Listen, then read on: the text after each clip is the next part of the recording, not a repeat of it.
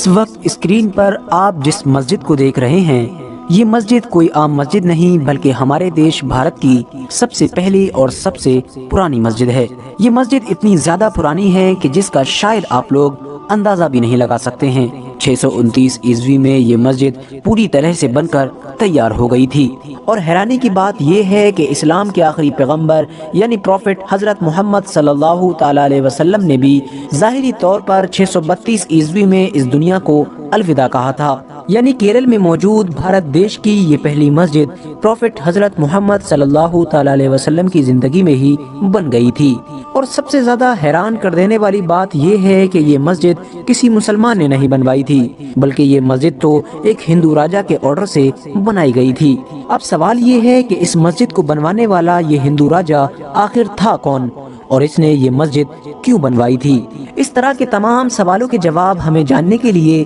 آج سے لگ بھگ 1400 سال پیچھے جانا پڑے گا۔ دوستو، یہ اس دور کی کہانی ہے کہ جب عرب میں اسلام دھرم بڑی تیزی کے ساتھ پھیلنا شروع ہو چکا تھا۔ دنیا کے کونے کونے سے لوگ لمبا سفر طے کر کے عرب کے شہر مدینہ پہنچ رہے تھے، اور مدینہ میں اسلام کے آخری پیغمبر یعنی حضرت محمد صلی اللہ تعالی علیہ وسلم کے ہاتھوں پر اسلام دھرم قبول کر رہے تھے۔ اسی دور میں ہی ہمارے دیش بھارت کے ساؤتھ کے ایریے میں، یعنی آج جہاں پر کیرلا موجود ہے، یہیں پر چیرامن پیرومل نام کے ایک راجا کا راج ہوا کرتا تھا، جو لوگوں کی نظر میں بہت ہوشیار اور بہادر مانے جاتے تھے۔ ان کے بارے میں اتہاسکار لکھتے ہیں کہ ایک بار رات کے وقت راجا چیرامن پیرومل اپنی رانی کے ساتھ اپنے محل کے باہر گھوم رہے تھے۔ ایک دم سے راجا چیرامن پیرومل کی نظر آسمان پر موجود اس چاند پر پڑی جو اچانک سے دو ٹکڑوں میں بٹ گیا تھا، یعنی چاند بیچ میں سے آدھا آدھا ہو گیا تھا۔ راجا چیرامن پیرومل اس کرشمے کو اپنی حیرت بھری نگاہ سے ابھی دیکھ ہی رہے تھے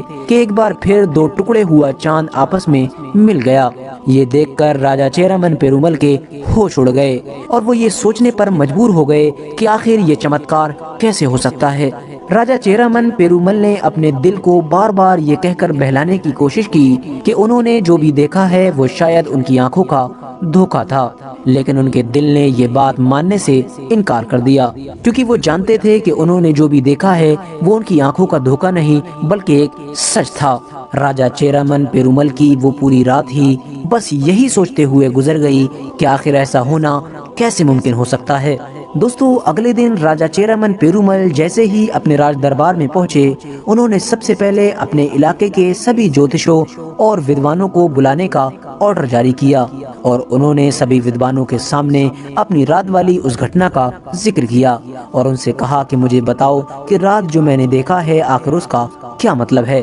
لیکن سبھی ودوان اور جوتش مل کر بھی راجا چیرامن پیرومل کی اس پہلی کا جواب نہ ڈھونڈ سکے، اور راجا چیرامن پیرومل کی یہ بے چینی پہلے کی طرح ہی برقرار رہی۔ دوستو، آپ کو بتاتے چلیں، عرب کے تاجر یعنی عرب کے بزنس مین بھارت میں اسلام دھرم کے آنے سے بھی بہت پہلے سے آیا کرتے تھے۔ پوری دنیا کی طرح ہی عرب کے لوگ بھی بھارت آ کر بھارت کے قیمتی اور مشہور مسالوں کو خرید کر عرب لے جایا کرتے تھے، اور اپنے عرب میں جا کر ان مسالوں کو اور زیادہ مہنگا کر کے بیچا کرتے تھے۔ لہٰذا جن دنوں راجا چیرامن پیرومل اس بات کو لے کر پریشان تھے کہ آخر چاند دو ٹکڑے کیسے ہو گیا، انہی دنوں عرب کا ایک بڑا قافلہ مالابار کے تٹ پر پہنچا۔ یہ پورا قافلہ ہی بھارت میں ویاپار یعنی بزنس کے پرپس سے آیا تھا۔ راجا چیرامن پیرومل نے دستور کے مطابق ان سبھی عرب سے آنے والے لوگوں کی دعوت کی۔ جب یہ سارے لوگ راجا چیرامن پیرومل کے محل میں کھانا کھانے کے لیے پہنچے تو راجا چیرامن نے ان لوگوں کے سامنے بھی اپنی اس رات کی گھٹنا کا ذکر کیا، اور انہیں بتایا کہ میں نے کس طرح سے چاند کو دو ٹکڑے ہوتے ہوئے دیکھا تھا۔ اس پر ان سبھی عرب کے لوگوں نے راجا چیرامن پیرومل کو بتایا کہ آپ نے جو بھی دیکھا ہے وہ سچ دیکھا ہے، اور یہ کرشمہ ہمارے ملک میں رہنے والے پیغمبر محمد صلی اللہ تعالی علیہ وسلم نے کیا ہے۔ عرب ویاپاریوں کا یہ جواب سن کر اب راجا چیرامن پیرومل کی بے چینی کم ہونے کی بجائے اور زیادہ بڑھ گئی، اور اب راجا نے یہ فیصلہ کر لیا کہ وہ ہر حال میں اس انسان سے ملنا چاہیں گے کہ جس نے چاند کے دو ٹکڑے کر دیے۔ راجا چیرامن پیرومل نے اپنا سارا راج پاٹ چھوڑ دیا اور اپنی ریاست کی گدی پر اپنے وارث کو بٹھایا اور خود ان عرب تاجر یعنی ویاپاریوں کے ساتھ عرب دیش کی طرف چل دیے۔ عرب پہنچ کر راجہ چیرامن پیرومل کی ملاقات پروفٹ حضرت محمد صلی اللہ تعالی علیہ وسلم سے ہوئی۔ راجہ چیرامن پیرومل نے پیغمبر اسلام سے وہ سارے سوال کیے کہ جو ان کے من میں جنم لے رہے تھے اور انہیں بار بار پریشان کر رہے تھے۔ پیغمبر اسلام حضرت محمد صلی اللہ تعالی علیہ وسلم سے مل کر اور ان کے سارے جواب سن کر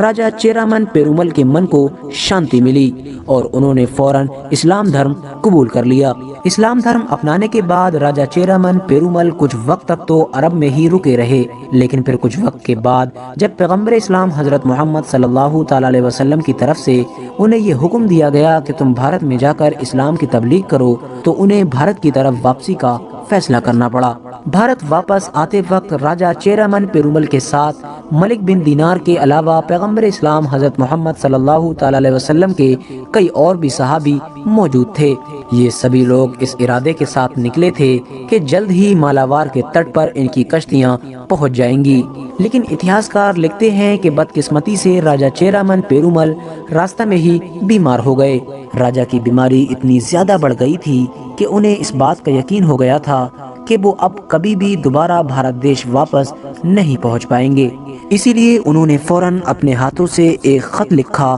اور اسے کوڈنگلور کے راجہ کی طرف روانہ کر دیا، اور اس خط میں انہوں نے یہ لکھا کہ شاید اب میں بھارت دیش کبھی بھی نہیں آ پاؤں گا، لیکن میرے سبھی دوست یعنی مالک بن دینار اور ان کے سبھی ساتھی جو بھارت دیش واپس پہنچنے والے ہیں، تم ان کی ہر طرح سے مدد کرنا، ان کی جو بھی ضرورت ہو اسے میری ضرورت سمجھنا اور اس ضرورت کو جلد سے جلد پورا کرنے کی کوشش کرنا۔ دوستو، راجہ چیرامن پیرومل تو راستہ میں ہی انتقال کر گئے تھے، لیکن مالک بن دینار اور ان کے سبھی ساتھی بھارت دیش پہنچ گئے تھے۔ کوڈنگلور کے راجہ نے بھی خط میں لکھی ہوئی باتوں کے مطابق مالک بن دینار کی ہر طرح سے مدد کی، اور یہی وہ راجہ تھا کہ جس نے بھارت کی پہلی مسجد بنانے کا آرڈر جاری کیا تھا، جس مسجد کو مالک بن دینار کی نگرانی میں بنایا گیا تھا، اور اس مسجد کو نام دیا گیا تھا چیرامن جامع مسجد، اور خوش قسمتی سے آج بھی اس مسجد کا یہی نام ہے، یعنی اس مسجد کا نام ہی بھارت کے پہلے مسلمان کے نام پر